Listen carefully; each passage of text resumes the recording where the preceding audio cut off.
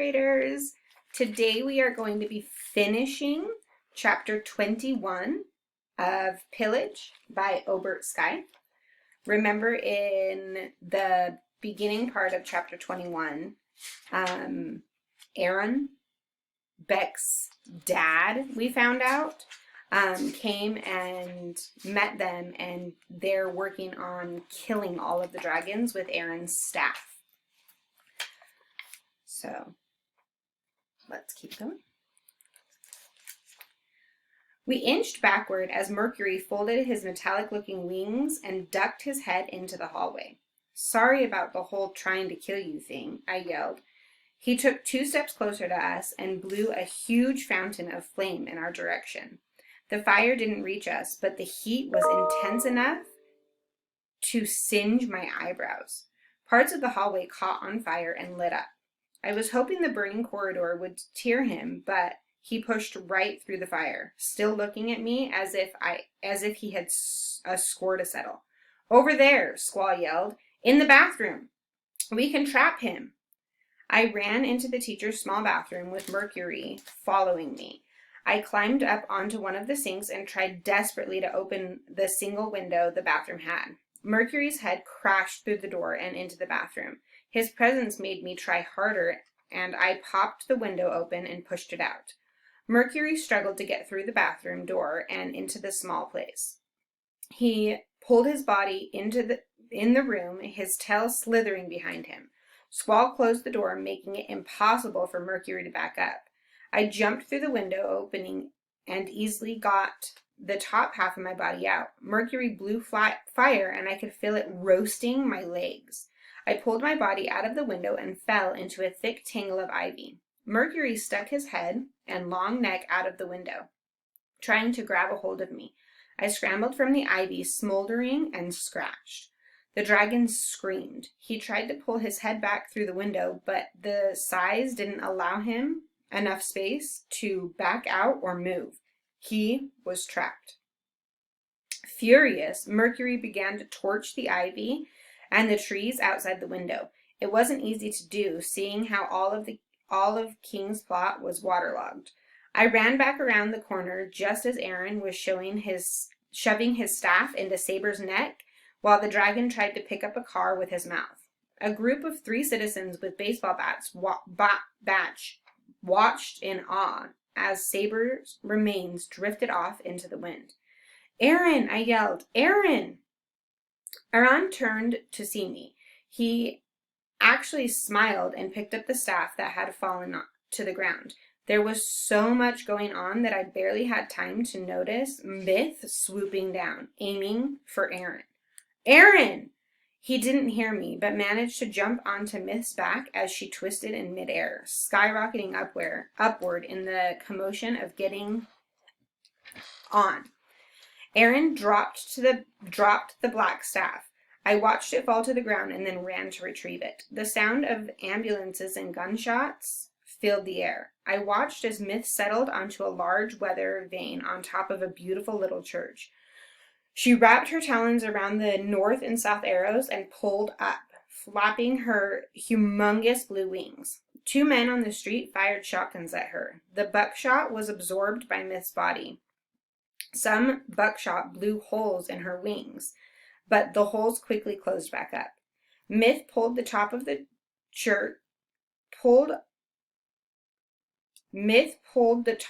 church and shot sideways, clamping down on a streetlight with her teeth before flying up into the air and back to the manor. The sight was frightening, but so impressive I couldn't help but stare. I hoped Aaron was still on her back. I hoped even more that he'd make it back to the manor in one piece. "Beck!" a frightened voice called. "Down here, Beck!" I looked over to see Wyatt cowering beneath the bench at the bus stop. He was flat against the ground and more frightened than when he had been picked on by the lettuce. I ran over to him and reached out my hand. "No way," Wyatt said. "What are they?" "Dragons," I answered. "Dragons?" "Come on," I insisted. "It's not safe out here."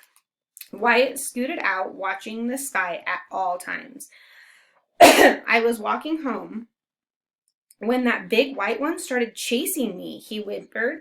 It got distracted by something and I crawled under the bench. I saw some guy kill an orange one. That was Aaron, I answered as we darted across the open street. Your uncle? My dad.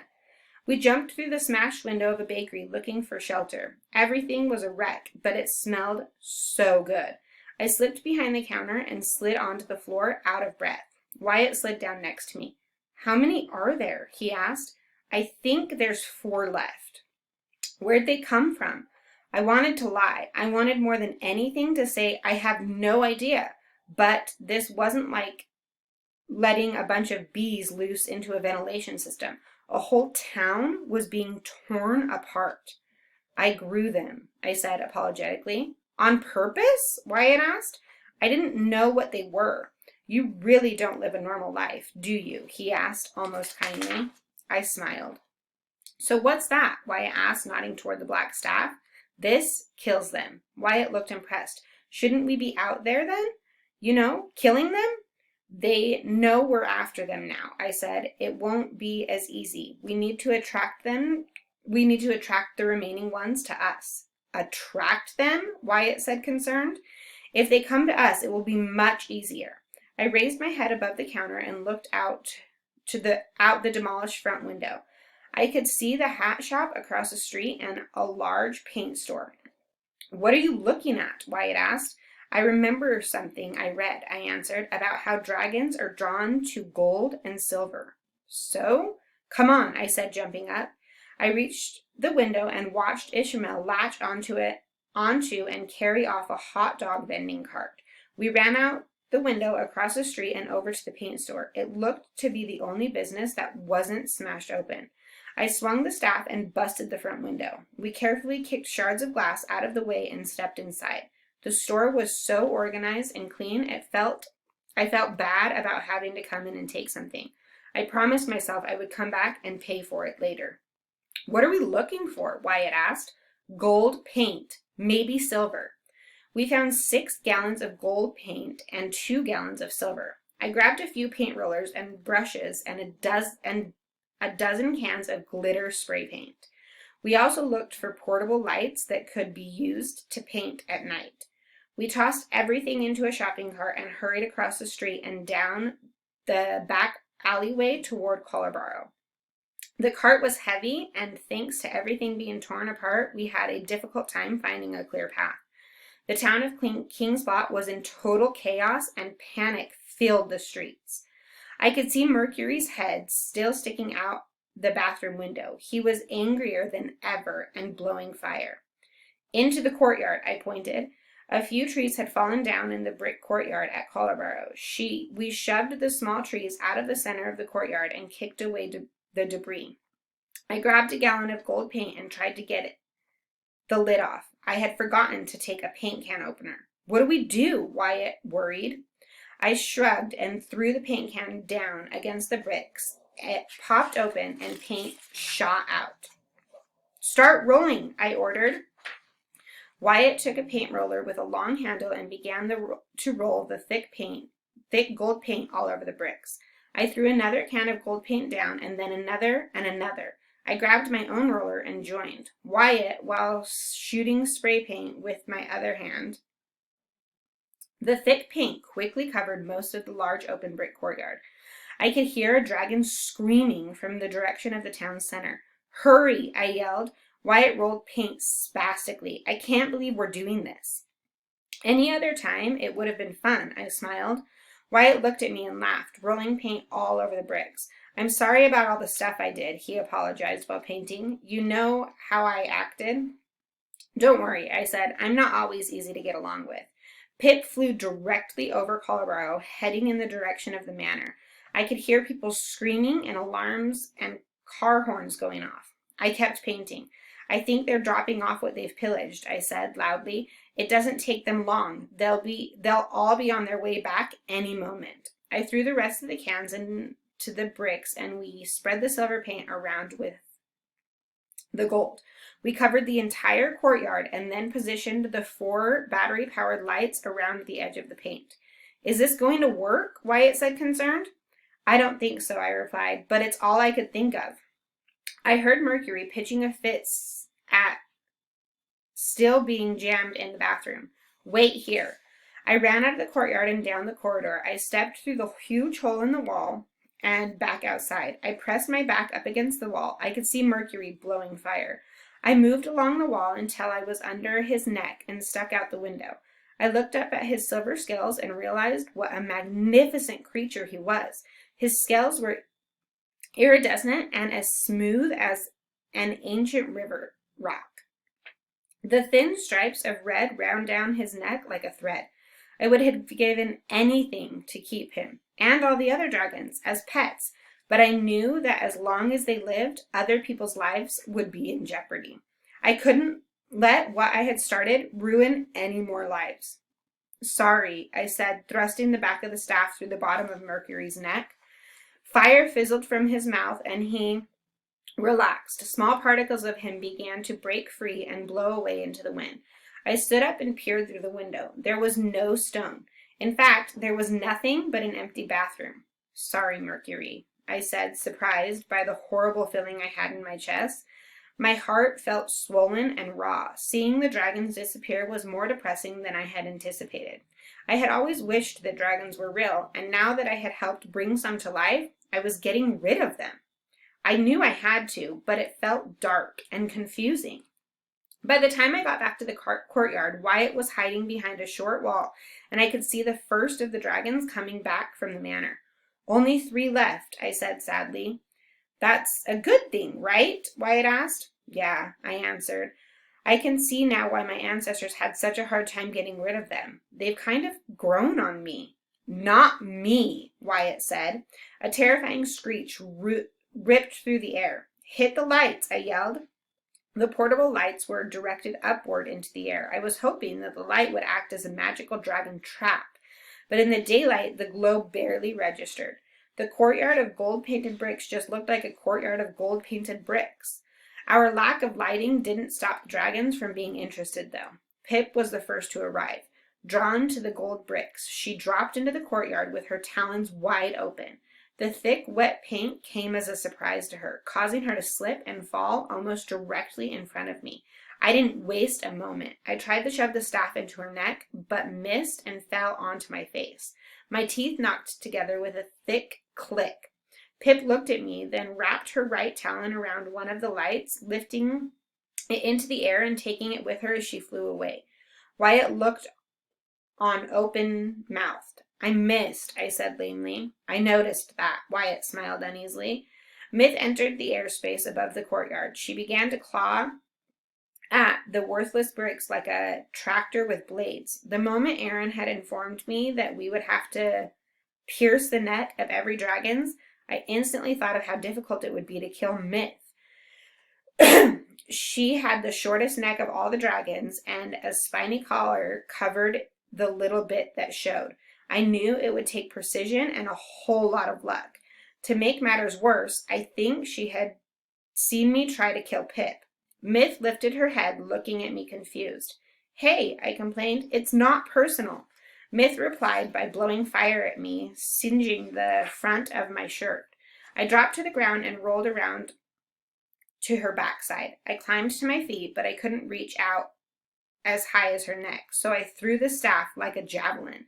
I missed, and the staff pierced Myth's right shoulder. In fairness to me, my mother, or rather my aunt, who had raised me, had never let me join any sports teams. I was not half bad at basketball, but throwing things straight was a talent I hadn't yet perfected. Myth was confused and angry by what I had done. She lowered her head to take a bite out of me, but I was able to twist away, grab a hold of the staff, and swing onto her spiky back. She buckled wildly, sending me flying through the air. The black staff flew into the corner of the courtyard. By the time I was on my feet, Wyatt had already grabbed the staff, and standing on a wall, he jammed it in the exact right spot on Myth's neck. Myth looked at me and closed her eyes. Her 4 legs curled into themselves, and she shriveled into a pile of dragon bits that scattered around the courtyard. There was no stone. Wow, Wyatt said, out of breath. She was distracted by looking at you, so I took a chance. Thanks, I said, wiping sweat off my forehead. Only 2 more. We waited in the courtyard, listening to other parts of the town being ripped apart by Ishmael and Pip. Clouds were moving in, blocking the lowering sun from beating down on the torn-up pile of golded paint bricks. Wait here, I said to Wyatt. What? I am going to see where they are. I'm coming with you, he insisted. There's nothing I can do if they show up. The streets were filled with tipped-over cars and small chunks of roof and wood. Ishmael was ripping the metal siding from the water tower. Once enough bolts were pulled free, the tower burst and water fell like a flood from above, rushing through the archway of the railway station. Ishmael stood beneath the waterfall as it cascaded down on him. He was at least 500 feet away from me. I couldn't believe how huge he was. He looked bigger than the entire conservatory. I glanced at the staff in my hand and wondered how something so little could stop something so huge. There was no way I could do it alone. Are you game for taking down another? I asked, holding the staff out to Wyatt. What do you mean? I'll get him to come near me and then you put him out. That's crazy, Wyatt insisted. I know. Wyatt reluctantly grabbed the staff and I took off running toward Ishmael. He was tearing apart the waterlogged railway station, looking for something of value to take. His large claws tore the roof off in long, wide swaths.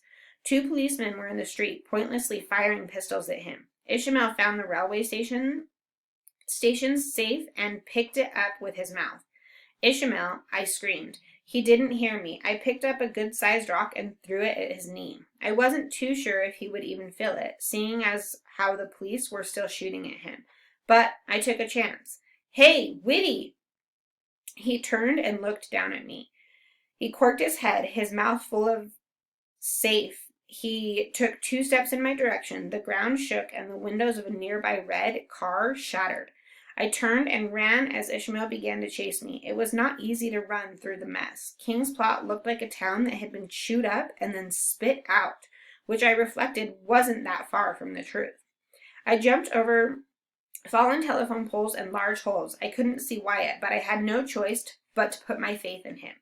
I stumbled and fell onto my knees. Gravity spun me and I ended up on my back, looking skyward as Ishmael approached. He appeared even more massive than before.